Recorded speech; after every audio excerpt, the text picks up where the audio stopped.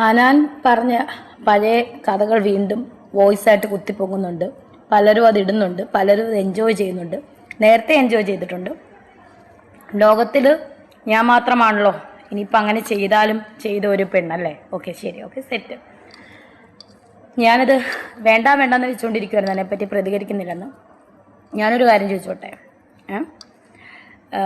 അല്ലാത്തവരുടെയൊക്കെ എടുത്ത് അവൾ ചാടുന്നല്ലോ, ഇത് സത്യമാണോ? നിനക്കൊക്കെ എന്തിൻ്റെ കേടാണ്? നാണമാകുന്നില്ലേ അത് പിന്നെയും കുത്തിപ്പൊക്കി എന്നെ പറ്റി ഇങ്ങനെ സംസാരിക്കാൻ? ഓക്കെ, ശരി, നിങ്ങളിങ്ങനെ സ്ഥാപിക്കുന്നവർ ഏതായാലും ഞാൻ എന്താ പറയുക, ദിവ്യമായിട്ടൊന്നും അങ്ങനെ ആവത്തില്ലല്ലോ. അപ്പം നിങ്ങളൊരു കാര്യം ചെയ്യും, അതിൻ്റെ ഉത്തരവാദിയെ നിങ്ങൾ കൊണ്ടുവന്നിട്ട് നിങ്ങൾ ബാക്കി കാര്യം ചെയ്യും. അല്ല ഇപ്പം എനിക്കെന്താ പറയാൻ പറ്റുന്നത്? നിങ്ങൾ ഹോസ്പിറ്റലിൽ പറയുന്നു, അങ്ങനെ ചെയ്തെന്ന് പറയുന്നു. ഞാൻ ഇതിനെപ്പറ്റി ഒന്ന് പ്രതികരിക്കാതിരിക്കുമായിരുന്നു. കാരണം ഹനാൻ എൻ്റെ ഒരു സുഹൃത്തായിരുന്നു. പുള്ളിക്കാരി എങ്ങനെയാണ് ഇങ്ങനെ തിരിഞ്ഞെന്നും എനിക്കറിയില്ല. ഞാനൊരു കുറ്റം പറഞ്ഞായിട്ട് എങ്ങും കാണുന്നില്ല. പിന്നെ അവരെന്താണ് തിരിഞ്ഞെന്ന് എനിക്കറിയില്ല. ഇപ്പം അവരെൻ്റെ കൂട്ടുകാരിയല്ല. കാരണം എന്നെപ്പറ്റി അനാവശ്യം പറഞ്ഞാൽ അവരെൻ്റെ കൂട്ടുകാരിയല്ല.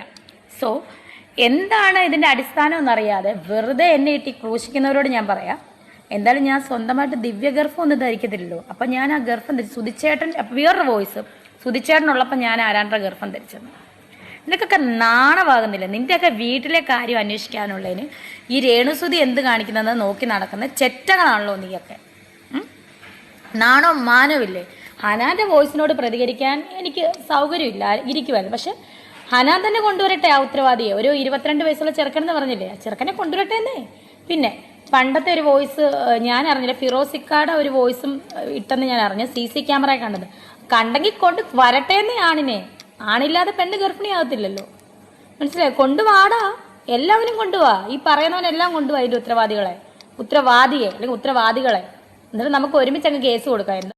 എന്തായാലും സോഷ്യൽ മീഡിയയിൽ കുറേയധികം പേര് ഇതിനെപ്പറ്റി പറഞ്ഞുകൊണ്ട് വീഡിയോസൊക്കെ ചെയ്യുന്നുണ്ടായിരുന്നു. അതിനൊക്കെ ഒരു മറുപടിയാണ് ഇപ്പോൾ രേണു തന്നിരിക്കുന്നത്. അങ്ങനെ ആരെങ്കിലും 21 വയസ്സുകാരനുമായിട്ട് ഞാൻ പ്രണയത്തിലായിരുന്നു എന്നൊക്കെ പറയുന്നുണ്ടല്ലോ, അങ്ങനെ എന്തെങ്കിലും തെളിവുണ്ടെങ്കിൽ നിങ്ങൾ തെളിവുമായിട്ട് പോകാം. അല്ലാതെ ഇങ്ങനെ ഓരോന്ന് ഹോസ്പിറ്റലിൽ അവിടെ പോയി ഇവിടെ പോയി എന്നൊക്കെ പറയുന്നുണ്ടെന്നല്ലാതെ തെളിവൊന്നും കാണിക്കുന്നില്ലല്ലോ. പിന്നെ അനാനുണ്ടെങ്കിൽ ഞാൻ നല്ല ഫ്രണ്ടായിരുന്നു, പക്ഷേ ഇപ്പം എന്ത് പറ്റിയെന്നൊന്നും എനിക്കറിയത്തില്ല. എനിക്കെതിരെ തിരിഞ്ഞത് ഞാനിപ്പം ഹനാനുമായിട്ടൊന്നും സംസാരിക്കുന്നില്ല എന്നുള്ളൊരു കാര്യമാണ് രേണു പറഞ്ഞിട്ടുണ്ടായിരുന്നത്. എന്തായാലും രേണു ഈ ഒരു പറഞ്ഞതിന് ഇനി മറുപടിയായിട്ട് ഇനി ഹനാൻ വരുമോ എന്നുള്ളൊരു കാര്യം നമുക്ക് മനസ്സിലാവത്തുള്ളൂ.